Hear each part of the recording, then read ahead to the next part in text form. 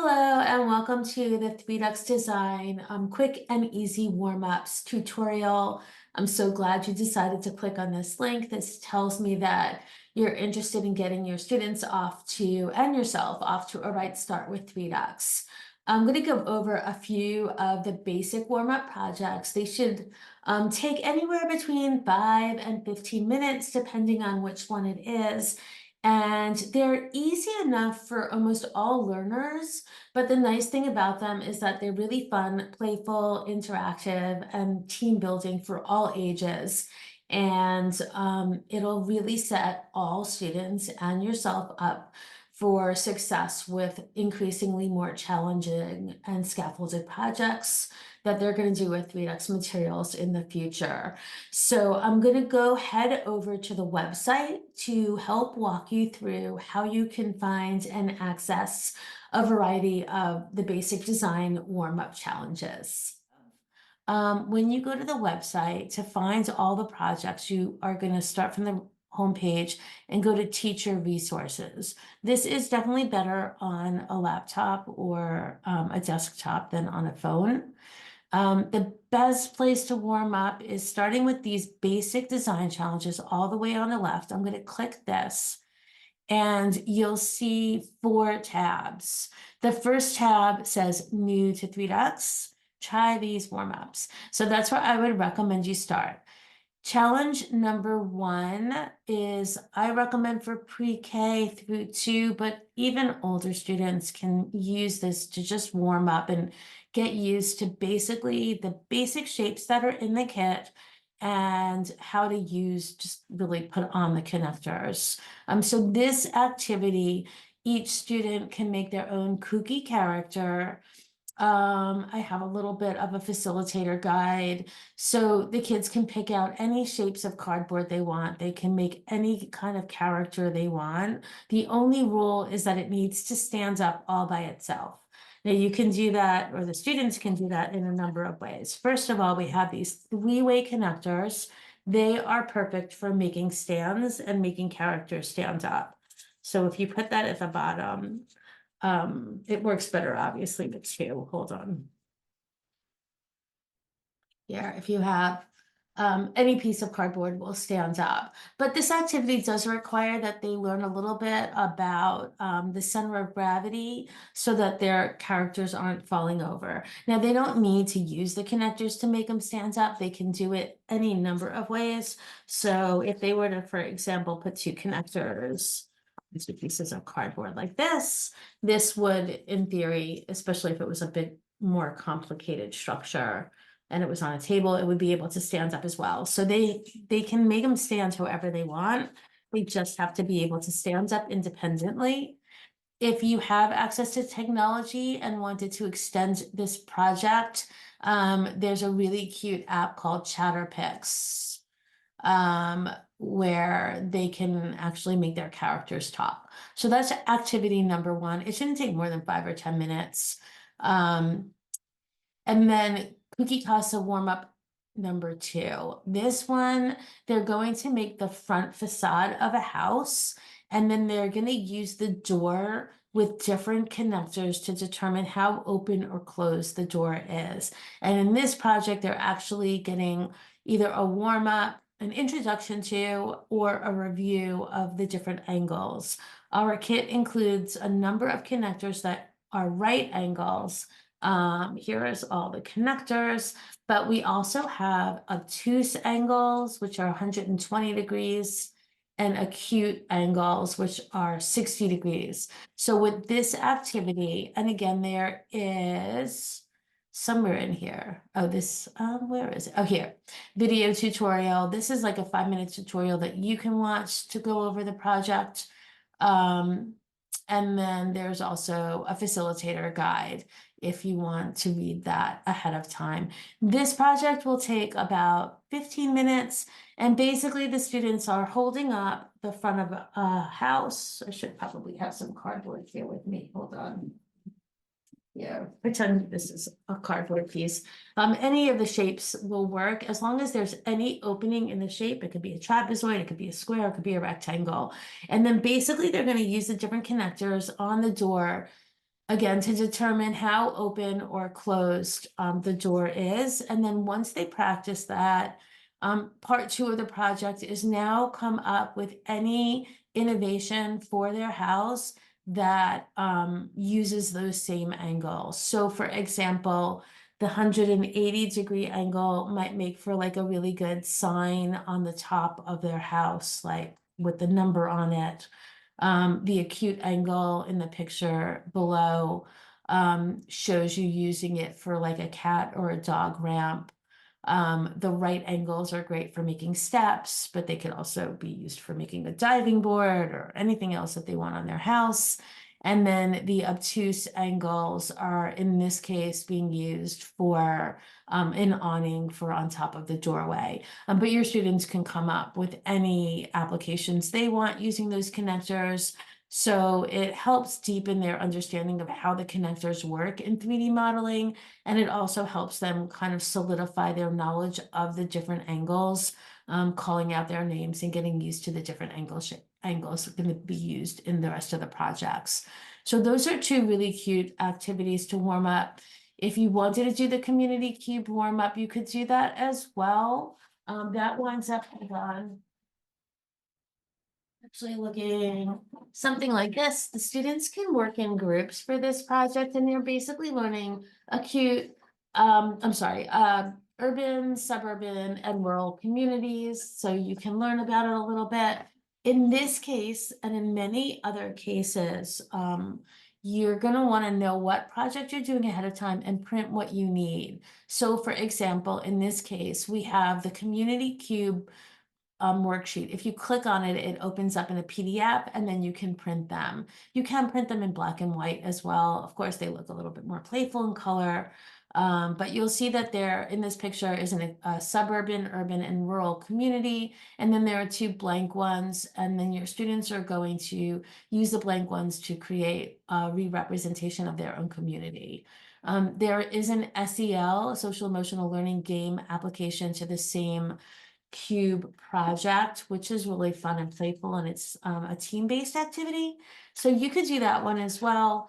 The only added benefit in terms of a warm-up activity for this activity is now, instead of just making freestanding structures, they're actually three-dimensional cubes. So again, this one you can do. I don't think you really need to do this as a warm-up, but if you want to, it is a nice option. So once your students are done with the basic design challenges, they should have a basic grasp of the shapes included in the 3D modeling set, all the different angles and how they're used, and how to make more complex three-dimensional structures. So they really should be set up for success with any of the basic 3DuxDesign challenges. So heading back over to the landing page and going back over to the teacher resources, where we found our basic design challenges was in the quite appropriately labeled basic design challenges. Just as a heads up, there are standard aligned lessons, which are usually more of a multi-class project and aligned to language, next generation science, math, and ISTE standards. Or there's a bigger build, a full community build project, which may take 15 plus hours to complete in its entirety. I'm going to stick to the basic design challenges for now, because that's where you're going to find your just slightly leveled up projects and things that can still be done within one class period. So once you've completed the basic warm-up activities, you can head over to any one of these sections. Video guided challenges include either short video tutorials for your students or for the facilitator to help them, navigate through the project. So I'm just going to click on that. You'll see a lot of different things, basic, simple machine themed projects, some that are more oriented towards holidays, like our Groundhog Day project. A lot of book and builds. So you can kind of scroll through these and find ones that you think are appropriate. And then there are solving real world problems, which is just a little bit more focused on modern day challenges like how we might design peace in our community, focusing on the sustainable development goals. Hiker's Hut is like an innovative design for, off the grid living. Lots of different projects in here as well that you can choose from. Of note, you will see locks that are either locked or unlocked on a number of our projects. If there is a lock, you should be able to access them because you've bought the product. You can click on it and you can access the project only if you're logged in. If you're not logged in, then you're going to go to the top of the website and you're going to click on the login to your account. I happen to have access because I'm currently logged in. But if you're having any problems with that, reach out to me, because if you are using 3Dux materials, you should have received a 1-year access pass to get all the lessons. Lastly, you'll find holiday and seasonal projects.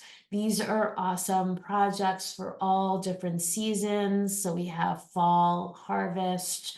We have a bunch of ones for spring. We have winter themes. Some of them are holiday based, like we're Dancing Dragons and Lunar New Year. A lot of these projects also include recommended reading.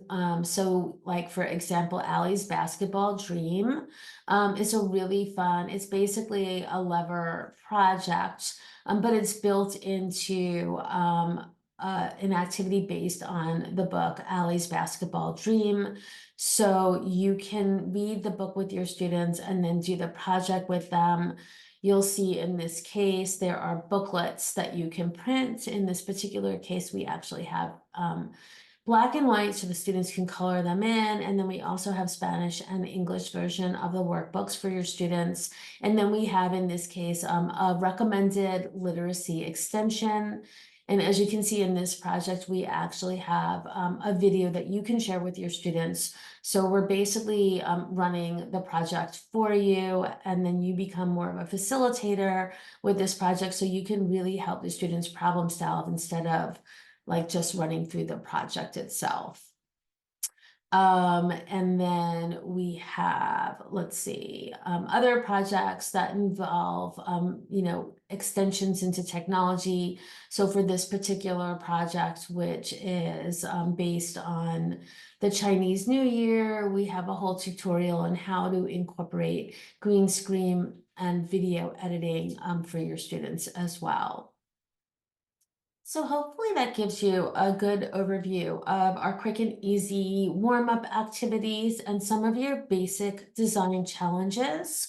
Once you're ready for more complex or in-depth projects, we do have all these standard Align lessons. If you are focused in the Library Media Center, the makerspace where you're having students only for about a 45-minute to 1 hour period at a time, you can probably spend most of your time in the basic design challenges and find projects that suit all age ranges and all of your learning goals. But if you're in the classroom or you want to include more in-depth, longer projects, you can keep watching this video. And I'll just share with you a few, an overview of some of the standard Align projects. So here you're gonna find a wide range of projects. On the overview page, you can see that it breaks it down. First, there's the title of the project, but then it gives you the age ranges and also the learning goals covered. So just as an example, our Tiny House Challenge, it actually has 2 age bands because there's 2 different versions of the project for different age groups. By all means, if your students are older than 5th grade, you can still use this project and scaffold it a bit for older learners. So don't be afraid to kind of explore projects that are either maybe a little bit younger or even a little bit older than your students. You'll probably be able to adapt them yourself. But in the Tiny House Challenge, we're focusing on geometry, engineering, and also environmental studies. So in this project, you will see again, there's like basic materials that you need. There's a different lesson plan for grades K through 2 and 3 through 5. In many cases, in this one in particular, we have a video tutorial for the facilitator. In this case, we have a great slideshow for students about what it is to live in a home, what we need in a home, and what is it like to have in our home, so that kids can really design a tiny home based on things that we need in life, as opposed to things that are like, quote, like to haves that add volume and cost and aren't necessarily sustainable. We have printable worksheets for your students in the tiny house challenge as part of the geometry and also financial literacy component. You can print out these little construction and material cost sheets where the students are basing the cost, they have to calculate the cost to build their home. And the factors include what materials they've used for all the different parts, the roof, the floor, the interior and exterior walls, and the surface area of those materials, but also the cost to build.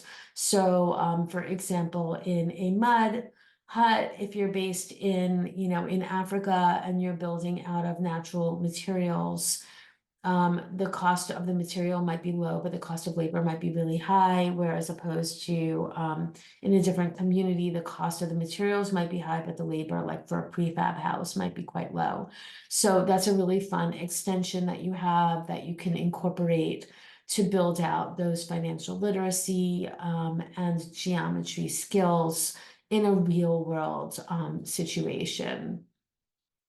We always have how to submit your projects because we have a whole student showcase where we love to share student projects. And in this case, we have standards for all different age bands. And here in this case, you can see some of the projects from our student showcase and a wide variety of ideas that other students have done. Going back to the lesson plans, you'll see we have a game design and coding project.